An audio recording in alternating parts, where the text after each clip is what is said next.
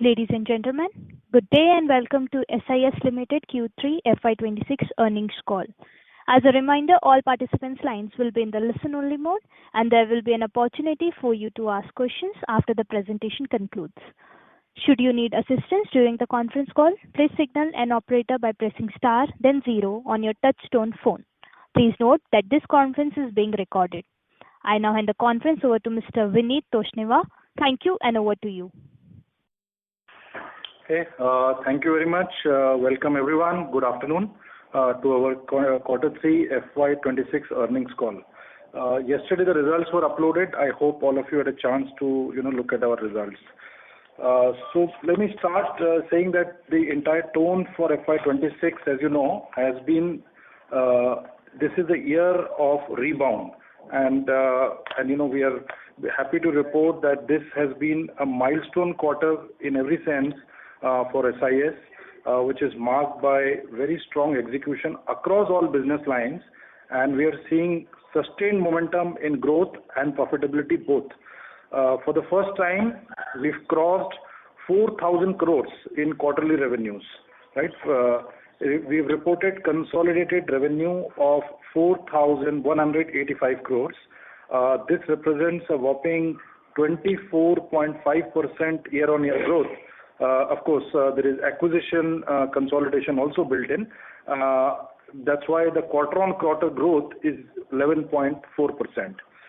The operating EBITDA, as you would have seen in the results, we have carefully reported operating and reported EBITDA. So I'm referring to the operating EBITDA part. For the quarter stood at a record INR 196 crores, which is actually 25.2% growth year-on-year. This shows the resilience and scalability of our operating model. Now, there has been much discussions and a lot of noise around the labor codes, and you would be seeing results across the board from various IT companies and other companies, even in the security staffing industry as well, right? So what we would like to, and you would have seen, we have taken up a provision in our results.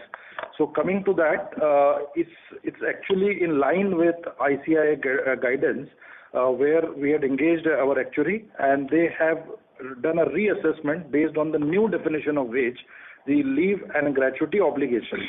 Right? So the company has recognized a one-time exceptional charge of INR 290 crores, which is associated with past period gratuity and leave liabilities. Okay.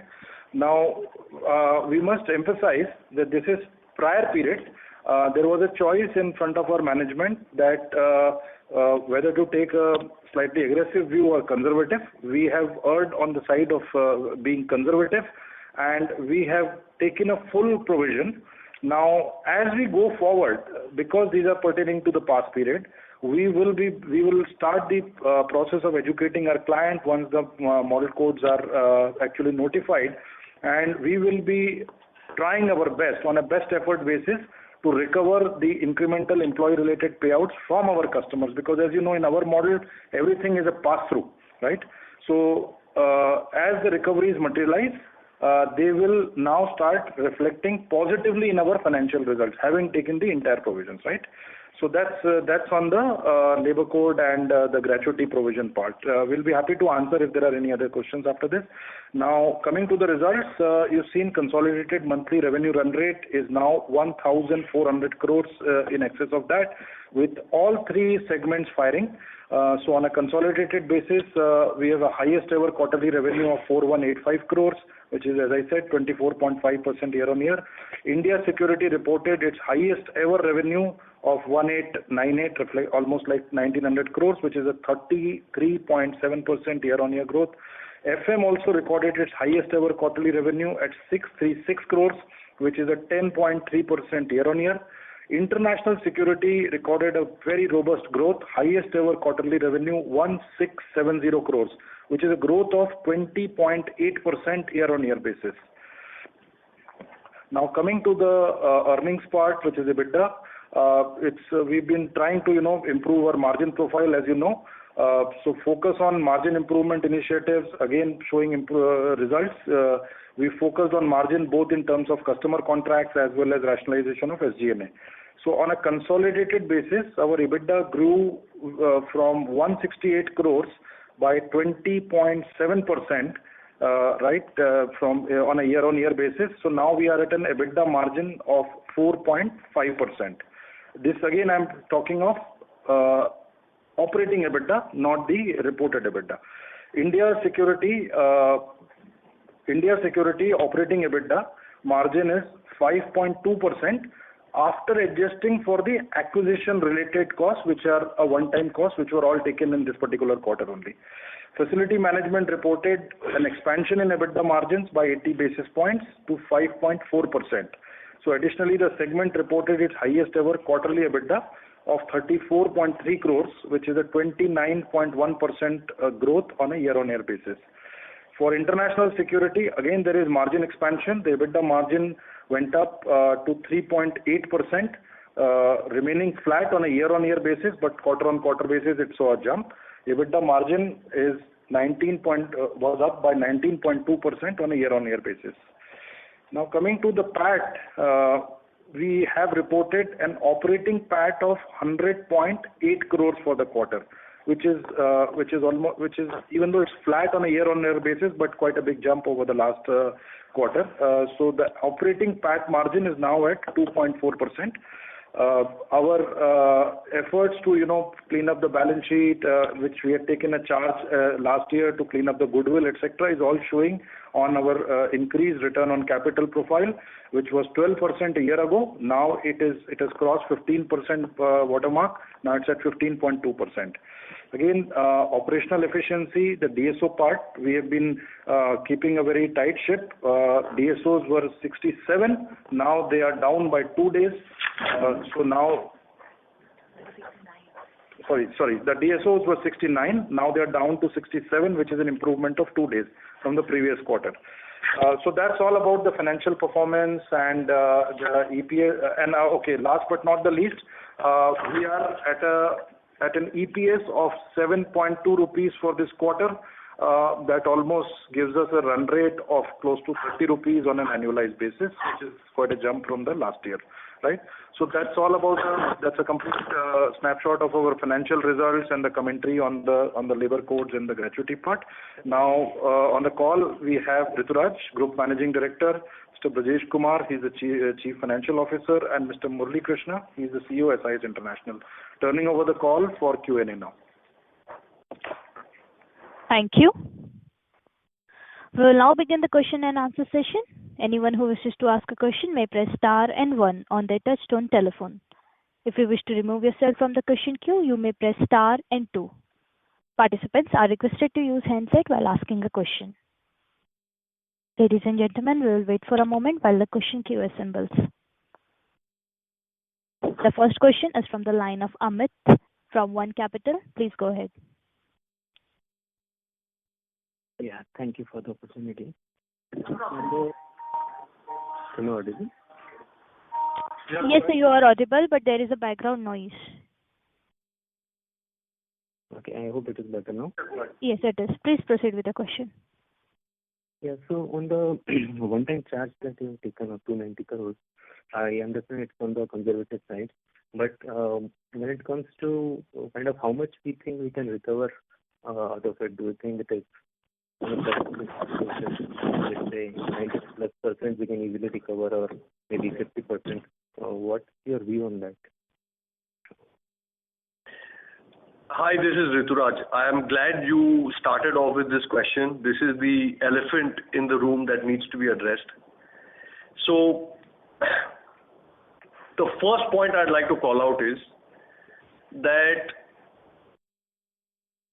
gratuity charge that is showing up on our quarterly results of 290 crores is a one-off exceptional item for prior periods.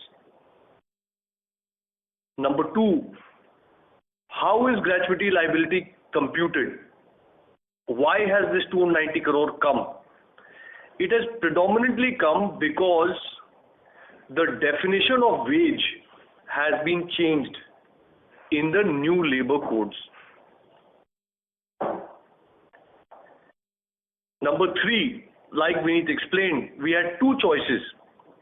We could have either raised invoices to our customers for prior period gratuity and claimed arrears,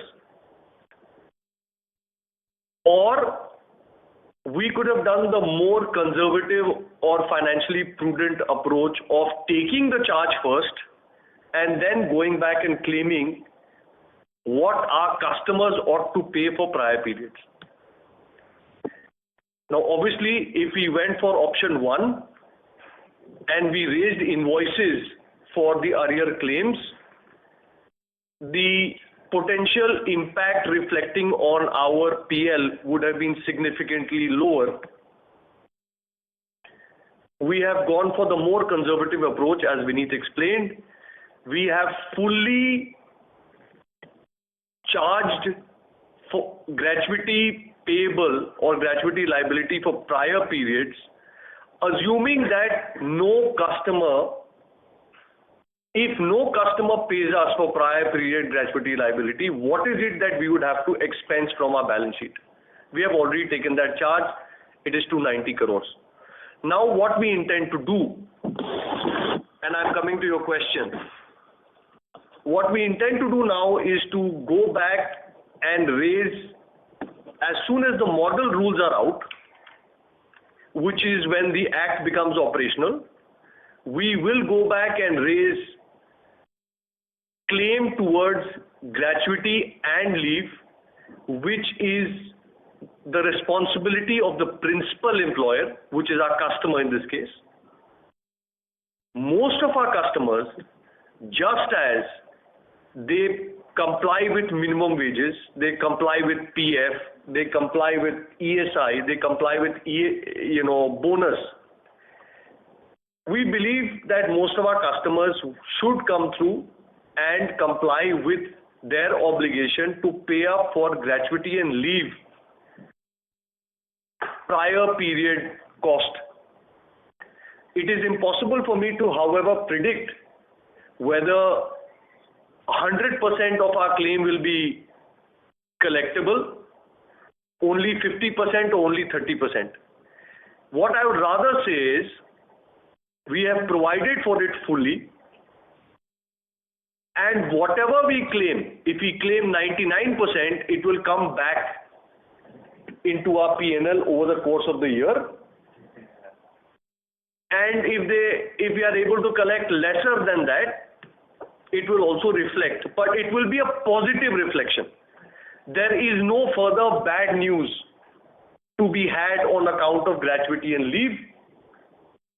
Further from here, we will only negate this 290 crore charge as and when we make the collection from clients.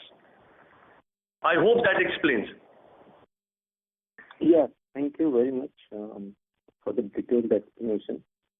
And yeah, I appreciate you have taken the charge on the first hand, which is not the practice being followed by others, as I see. So I appreciate the prudent accounting norms. Thanks for that. Another question was on the dividend payout. So in the past, the company has rewarded the shareholders majorly through buyback.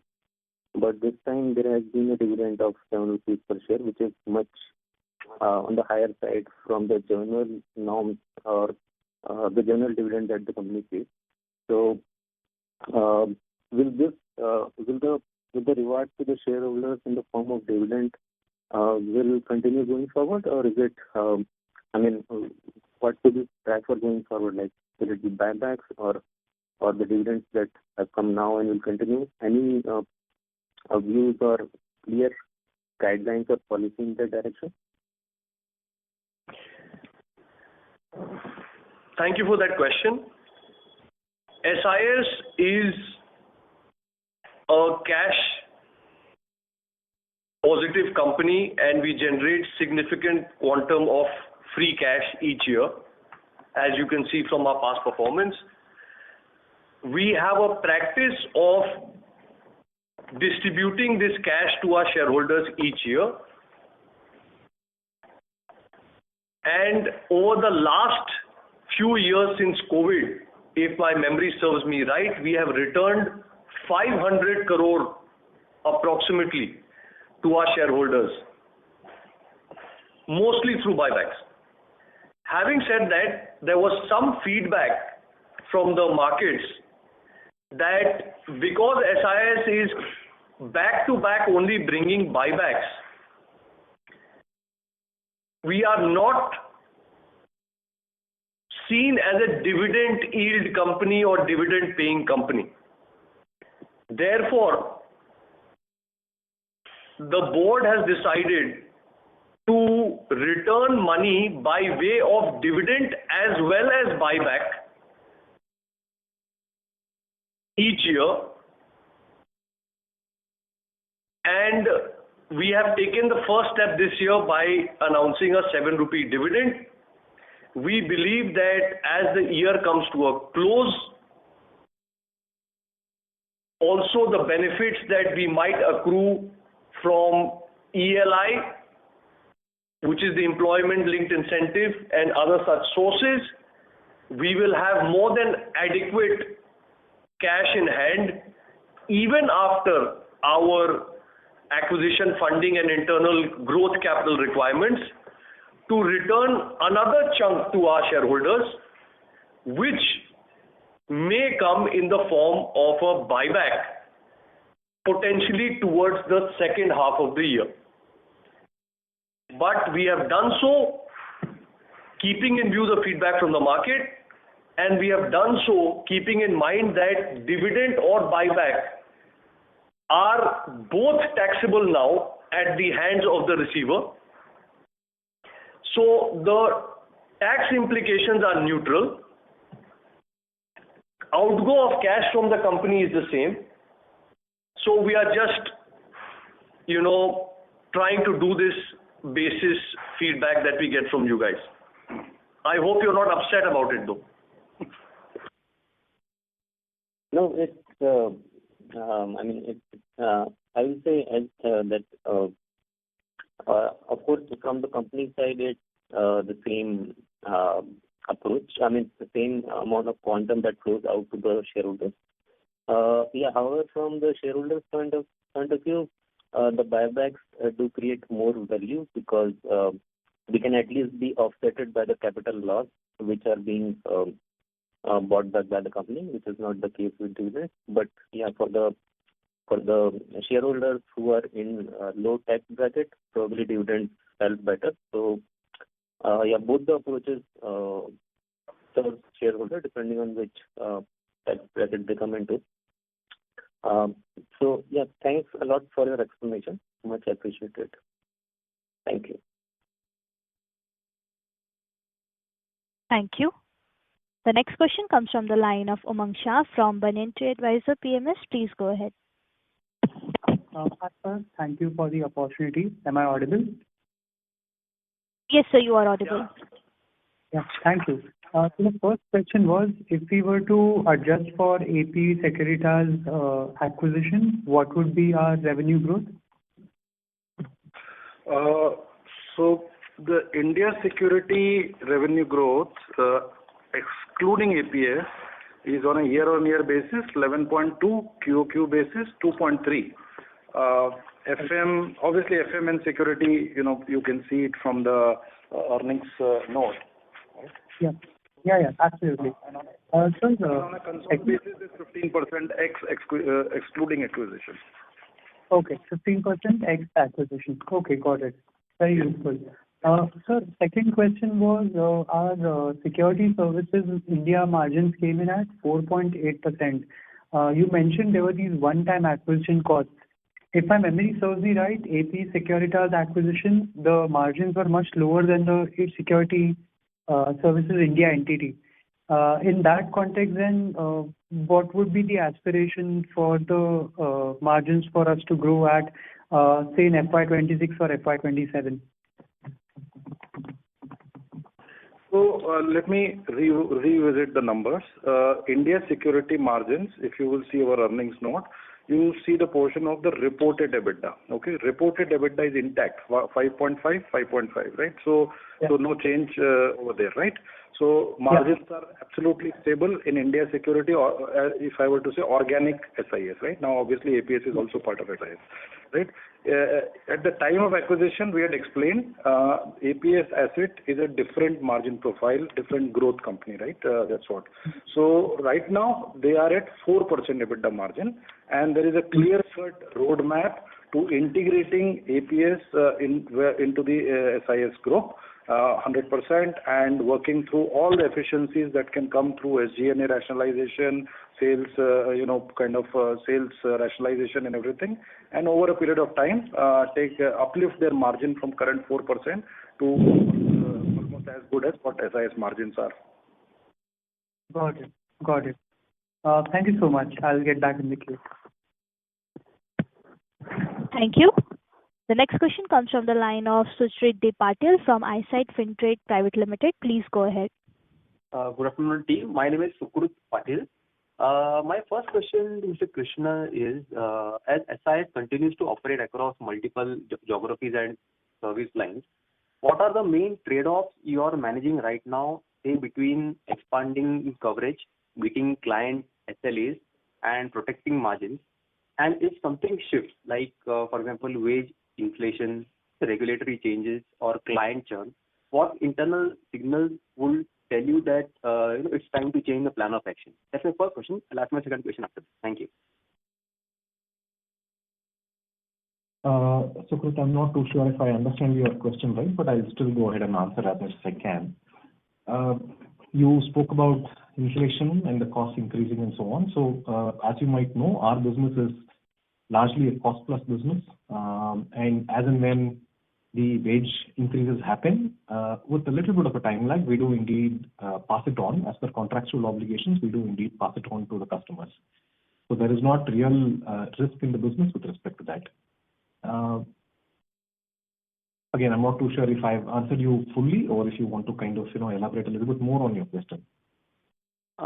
Yes, but I'll ask my second question to Mr. Kumar.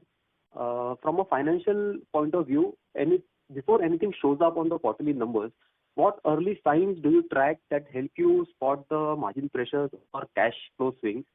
For example, if there's some change in the manpower deployment or billing cycles or client payment behaviors, what is the plan of action on this? I just want to understand how do you manage the risks? I just want to understand your view on that. Rajesh, I think it's your question. Yeah, it's Rajesh. Thanks for the question. So the process we follow that there is a system of after monthly closing, we publish a 7-finger model PPT slides which covers each aspect of business, how the business is doing on margin, how much it is doing on sales, how the business is doing on collections and DSO. This has been reviewed at corporate level also, and there is a system of having a BRM, branch review meeting, in which every regional head and zonal heads review this performance of the previous month on the basis of the 7FM, and that on the basis of that tracking, whatever corrective action is required, we plan that thing and we execute those plans. At the time of next month BRM, we first see that against the plan what is the actual result, and whatever further corrective action is required, we take the action. I hope that satisfies your query or anything else you are looking for. Thank you, and best of luck for the next quarter. Thank you. Thank you. The next question comes from the line of Ramakrishna from Zen Wealth Management Service Limited. Please go ahead. Yeah, hi. Thank you. This question not particularly related to the quarter performance or something like that. So at a general level, just wanted to understand your thoughts. So you have indicated that higher compliance thresholds, due to implementation of labor reforms, is an opportunity for players like Human with respect to the addressable market opportunity. So I wanted to understand, against this background, if you can spend some time in terms of your thoughts on industry positioning, like SIS being market leader in many of these segments, what is the kind of addressable opportunity furthermore that you will have, in terms of ensuring sustainable growth and and competitive scenario, pricing metrics, and all those things. I think that will be a bit helpful. Thank you. So that's a little broad-based question, but let me try and address that for you.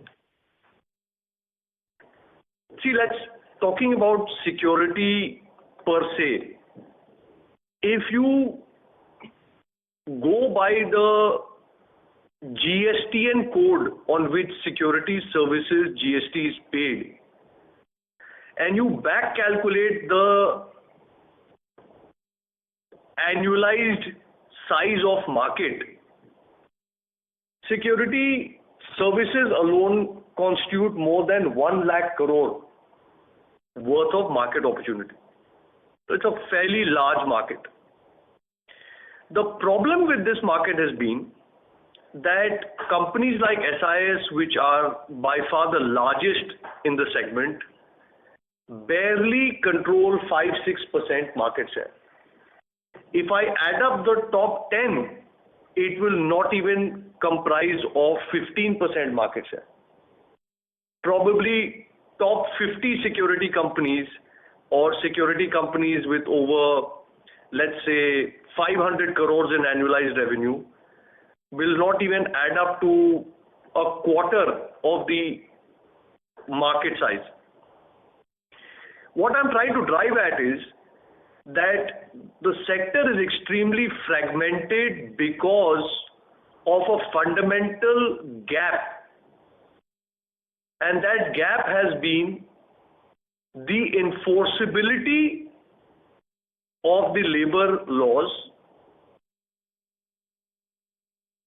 which result in giving a compliance arbitrage opportunity to smaller companies. I mean, if I put it in very plain language for everybody to understand, when the rule of law with regard to labor acts is not very enforceable or very clear, what happens is that a security company with 1,000 guards, let's say, is not paying minimum wage to 100 people.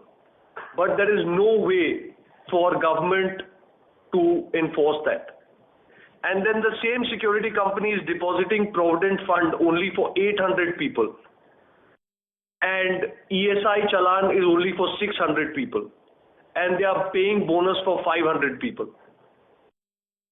Now, there was no mechanism for the government to cross-check compliance across 29 different acts and various different challans that went up to 937 different forms to be filled and deposited.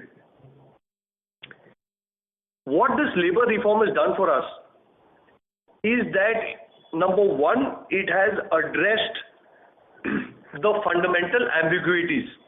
For example, interpretation of wage definition. You cannot have different definition of wage for provident fund, bonus and gratuity. It is the same definition that you must comply and everybody must comply. Similarly, the government has come up with consolidated, at least they are proposing to come up with a GSTN type IT platform where every single employer in the country, whether it is a multinational corporation or a MSME, a contractor like us or an end customer, all of us would have a single labor license and a single challan or a single statutory deposit for all our employees would need to be uploaded to the portals of the government. What that will do is it will hopefully over a period of time, when this is fully realized, eliminate a large part of compliance arbitrage that is used against us, as a result of which the addressable market for companies like us is limited. What we see this labor reforms as is that when everybody has to comply to the same rule of law, the customer has a choice to pay the same full compliance and maybe 5-10% more markup to a national leader or a multinational market leader, or pay 5% lesser service charges and go with a local mom and pop shop. When the arbitrage reduces, the market naturally shifts to larger, organized, more compliant operators. And this is not theory. This is exactly what happens in evolved labor markets like Australia, for example. In Australia, we estimate that 75 to 80% of the industry is organized and compliant. Maybe 20% could be non-compliant in some shape or form. In India, we estimate that the organized compliant market is just about 40%.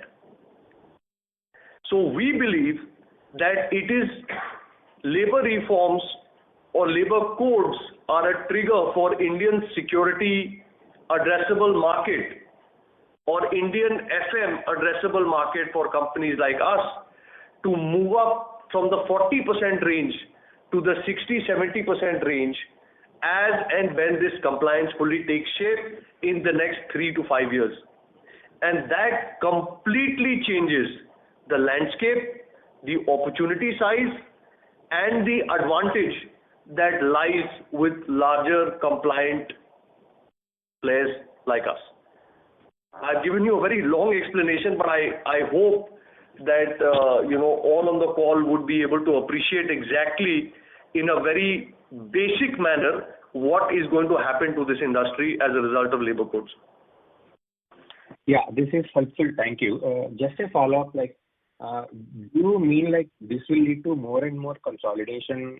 And from your point of view, like what you did with AP Securitas, you'll be doing if any such opportunities comes up, or for the medium term to near term, you will be now looking at aligning with APS with SIS. I mean, earlier you were mentioning about the buyback and dividend, so I'm just trying to understand, you'll be putting cash for acquisitions also, along with both of them. So honestly, this has, what I explained to you does not in any meaningful way change our thesis on acquisitions. SIS is predominantly an organic growth-driven entity. We don't acquire every year. We don't acquire in every segment. We don't acquire for aggregation. We acquire for strategic reasons, as and when such an opportunity presents itself.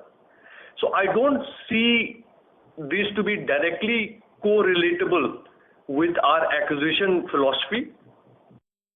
I think this is a trigger for organic consolidation in the industry by way of creation of a level playing field. And as we all know, organic growth is the best for return on equity. So our priority is clearly organic. Yeah, thank you. Can I ask one more, or you want me to join back in queue? Join back in the queue, please. Sure, thanks. Thank you. The next question comes from the line of Srijina Mittal from MS Capital. Please go ahead. Hi, thank you for the opportunity. I have a couple of bookkeeping questions. One is on the depreciation side. The depreciation number is higher by 8 odd crores. In your earnings release, it's mentioned that it's due to some capex at the customer side. So I just wanted to know what kind of capex is this, and would this additional charge be a recurring charge? Yeah, Rajesh. So the reason for increase in depreciation is because of two reasons. One is of course the additional capex deployed at customer side. So every time we try to provide a solution kind of sale to a customer, it also involves some capex which we deploy to our customer location. But in this quarter, there is one more aspect is there that because of this PPA accounting of APS acquisition, we have created some intangible assets which amortization has taken place. So I think 2-3 crore is coming from there. And also since APS has got constituted for the first time, 3 crore depreciation got added because of that. So hope that is fine for you.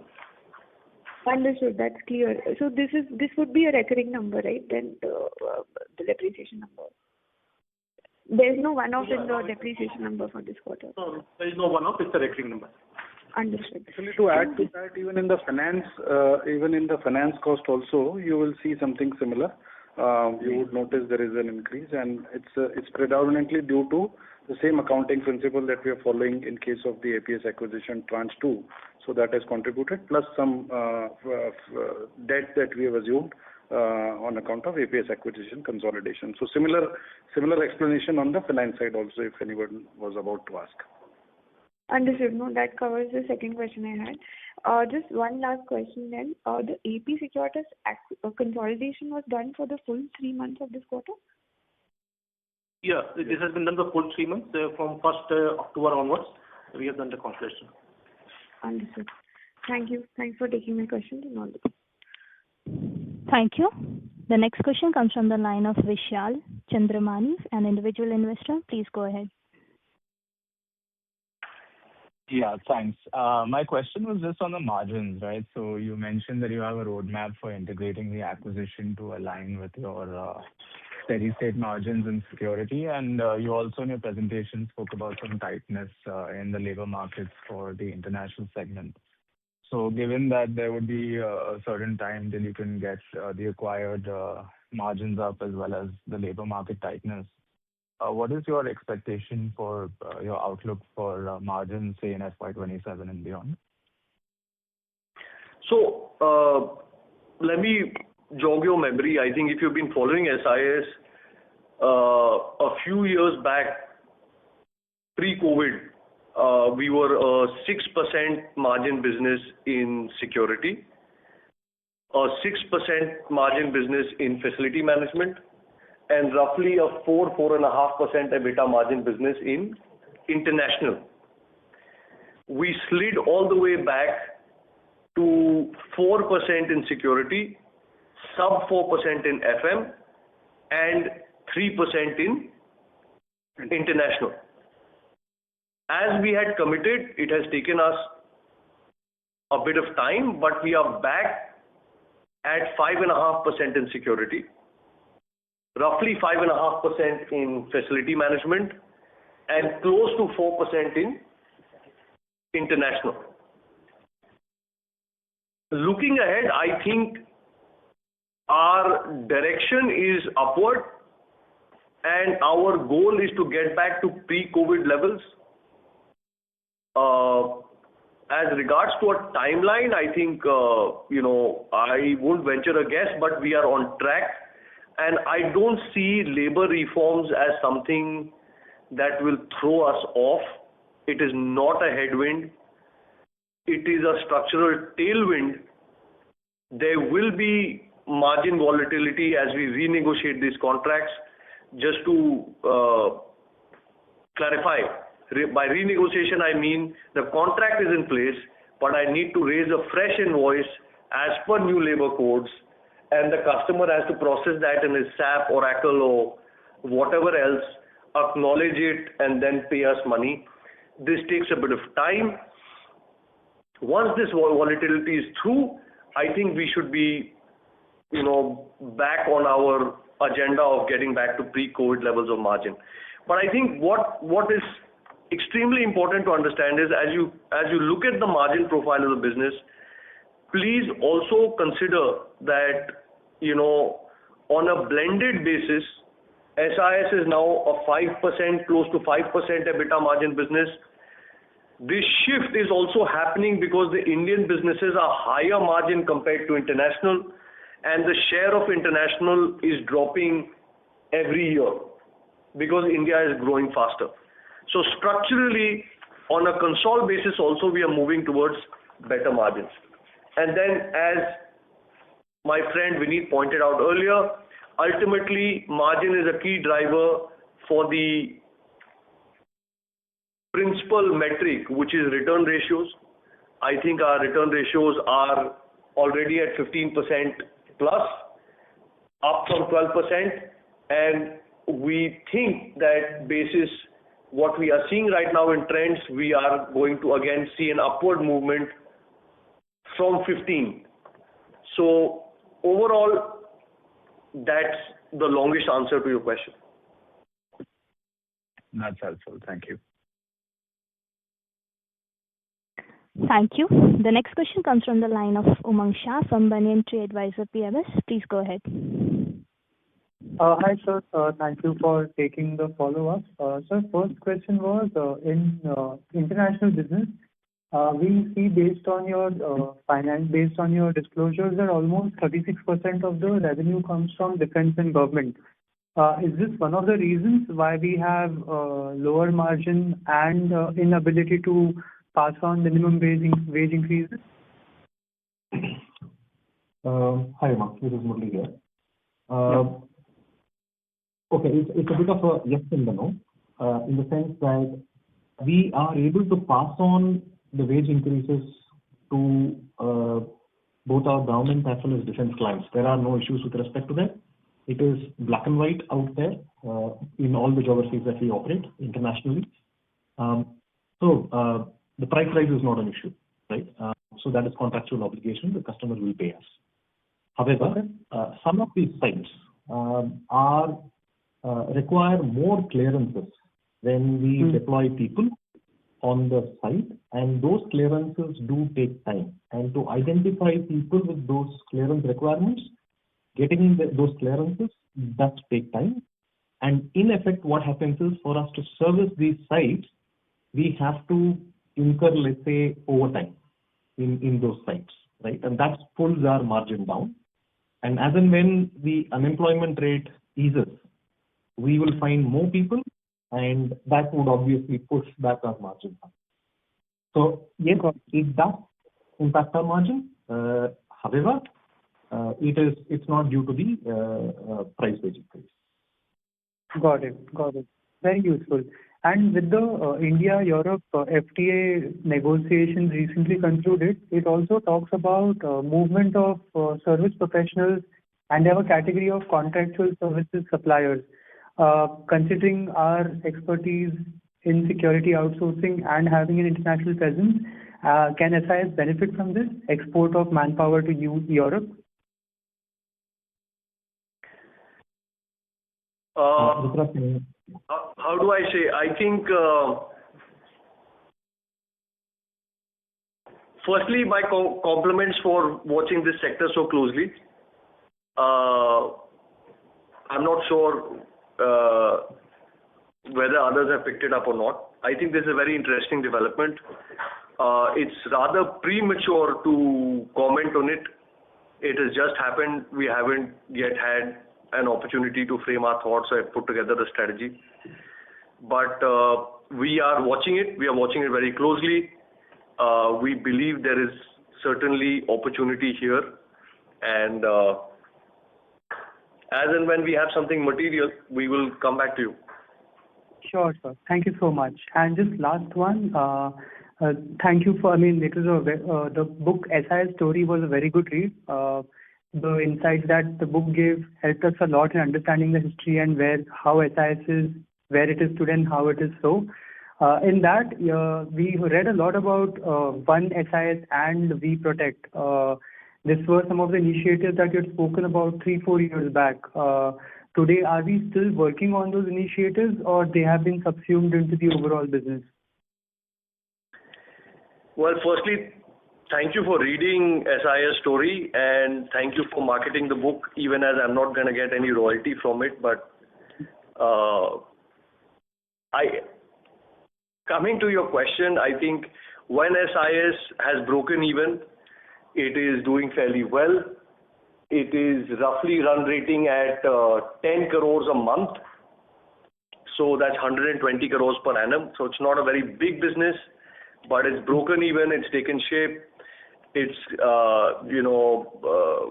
going to plan. And We Protect, the alarm monitoring business, gets divided into two parts. One is the B2B side, where we are solving problems of banks and retail organizations, etc. And the other one is B2C side, where we are basically addressing homes and shops and restaurants and small businesses like that. We are very happy to share with you that we are almost at 30,000 connections. That brings us to close to, again, 10 crore monthly revenue. And if my memory serves me right, it is adding close to 15% EBITDA margin. Got it. Yeah. Got it. Thank you so much. Thank you. The next question comes from the line of Anand Mundra from My Temples Capital. Please go ahead. Hello. Thank you for the opportunity. So what has been the contribution of APS to our operating PAT this quarter?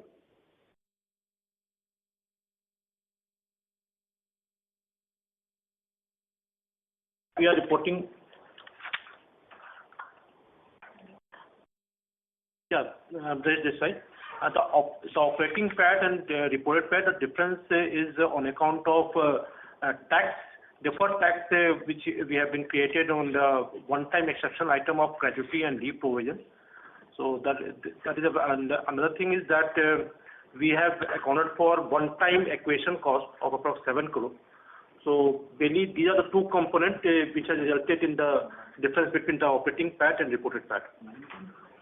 Okay. And how much has APS contributed? Your question is more about how much PAT APS is adding. Yes. Okay. Just give me. We'll tell you the exact number. I think on EBITDA it is roughly 12.5 is the EBITDA. 12.5 crores is adding to EBITDA each quarter, and PAT number will just give you. Actually, my question was more because we can see that there's a jump in EBITDA of about 25%. But if I check at the operating PAT level from last year, it's about 102 crores, and this year it's about 100 crores. So the growth in EBITDA is not really translating into a growth in PAT. No, that's a very good observation. Let me clarify. Last year, same quarter, we had a bump up in the profit after tax owing to 80JJ And income tax refund interest. So there was an abnormal 100 and some crore rupees of PAT. And that's why when compared to that YOY, the number is looking disappointing. But if you compare it to the preceding quarter, which was roughly at 93 crores, that would probably explain APS add up better. All right. Got it. Maybe I'll connect separately for the operating PAT contribution from APS. Anand, Anand, we can connect offline and get back on this one. Yeah. Sure. And also just a follow up on this as well. What are the intangibles that have now been created due to the APS acquisition? The goodwill charge. There's goodwill, and I think there's some something that they're also amortizing, right? I think there's some 2-3 crore of contribution that's coming. Intangible asset we have created on the basis. That's as per the PPA accounting. The actual goodwill amount which have been created is approximately 130 crore. Okay, 130 crores of goodwill. All right. And just one more question. So there's a ELI scheme which is which has now been applicable from 1st August. So have we kind of worked around what kind of numbers or what kind of benefit we can get from this ELI scheme? I think you will have to wait till next quarter to get us answer to that. All right. Thank you. That's it from me. Thank you. But let me add that ELI, whatever comes, obviously, given the fact that the employment-linked incentive program is created for employers like us who are targeting blue collar, who are large scale, who recruit in thousands every month. So SIS probably would be in the top tier of ELI beneficiaries in the country. The exact math regarding that will be clear once the first payment is made by the government. That is what I am waiting for. But there would be significant flow through to the PAT line, because there are no costs associated here. Got it. Thank you. Thank you. The next question comes from the line of Rahil from Sapphire Capital. Please go ahead. Hi, sir. Good afternoon. So just one question in regards to each of the businesses and then overall for SIS. Any sort of growth outlook guidance you'd like to give at this point in time for quarter 4 and then for the upcoming year, FY27? I think SIS does not really give guidance, but from a very long-term modeling perspective, this question has been asked before, and Vineet continues to repeatedly articulate that, so I'll give him the opportunity. So, look, I think there is no number guidance, but if you want to, look at, do the crystal ball gazing, I mean, it's like, we are consistently said that we will be in security, we will be about 1.5 times the GDP, so you can model about 11-12% type of, growth in security. FM has a smaller base, bigger target addressable market, much bigger growth profile. So again, you could budget for between 12.5 to 15% type of growth rate, right? International market, roughly about 7.5% is what you can say. It's a sustainable growth rate. I mean, this year has been exceptional, but not all years are so good like this. So that's how you can model it, right? Overall consolidated basis, we should be looking at about 12% type of growth. Okay, got it, sir. Thank you. I tell you, just to supplement what Vineet is saying, if you look up to page 11 of our earnings note, that's another way to look at it. Our,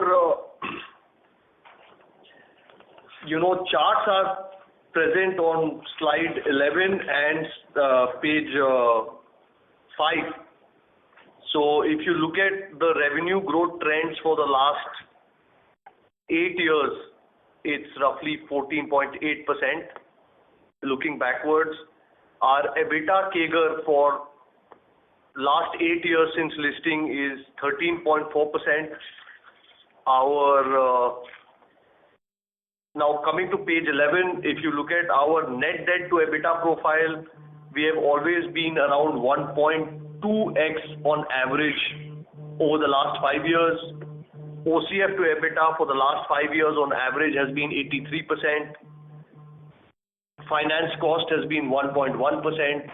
So sorry to interrupt, sir. Sorry to interrupt. There is a background noise which was coming while you were speaking. No, sorry for that. I think what I'm trying to say is that we put out these revenue charts and all the trend lines in the earnings note every quarter. So if anybody wants future outlook, a good way to see it is to trace back our journey in the last 8 years through demon, GST, COVID, labor reforms, and all that has happened in between. So that should give you a fair bit of confidence on what we are doing with the business.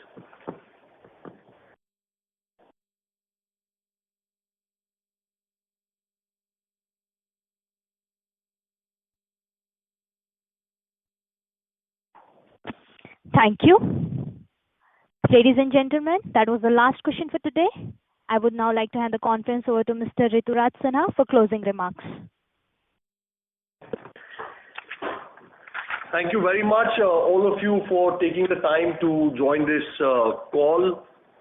As I had said in the last investor analyst call, FY26 seems to be a rebound year for SIS Group.